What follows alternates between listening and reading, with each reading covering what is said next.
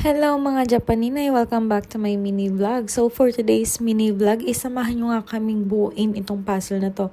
So itong puzzle na to is from Disneyland. So nabili namin to last November pa, last year pa. And ngayon lang kami nagkaroon ng time para buuin to. So tara, samahan nyo kami. At ayun nga, nag-start kami buuin yung puzzle last night.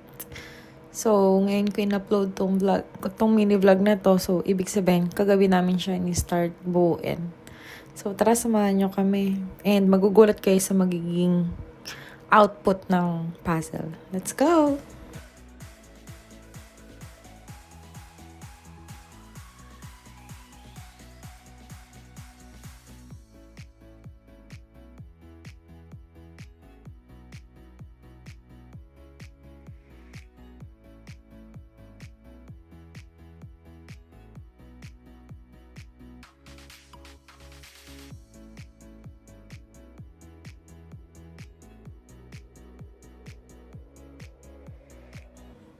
Time check, 11:20 p.m. So, sinumala namin yung puzzle, 9:55 p.m. So, almost 2 hours na namin siyang ginagawa. Pero nasa first hilera pa lang kami ng puzzle.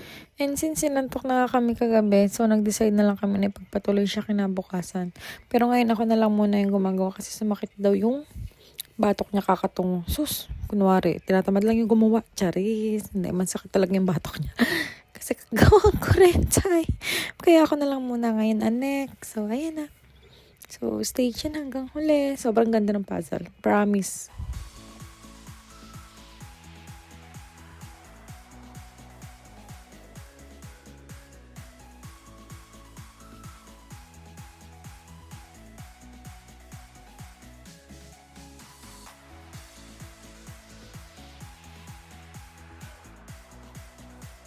So, pansamantalang nag-stop muna ako kasi nakakaramdam na rin ako ng sakit ng batok ko dyan and kailangan ko na rin maligo muna kasi mamaya-maya kakain na rin kami ng dinner and kung makikita nyo, nabubuo na yung face ko. So, maganda talaga siya. I'm so excited for the result. Excited na rin ba kayo?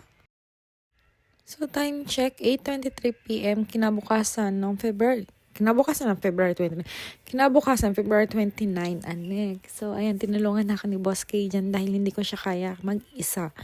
Dahil abutin talaga ako ng isang araw o 2 araw bago ko siya buuin. Sobrang hirap niya. And kung mag-isa ka lang, ang hirap talaga. Ang sakit sa batok. So, ayan na. And, konti na lang mabubuo na natin siya. So, stay tuned.